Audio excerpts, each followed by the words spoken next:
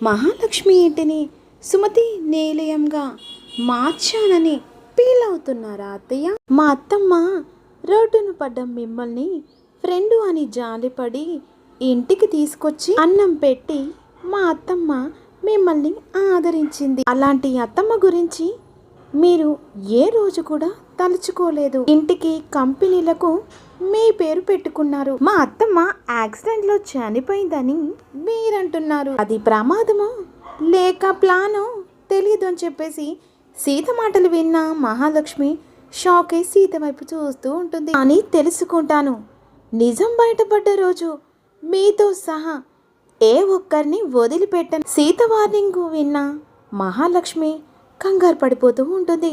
మరి సుమతి గురించి తెలుసుకోబోతున్న సీతకు సపోర్ట్ చేసి లైక్ చేద్దాం. మహాలక్ష్మిని ఎలా ఓడిద్దాం తెలుసుకుందాం. Thank you for watch.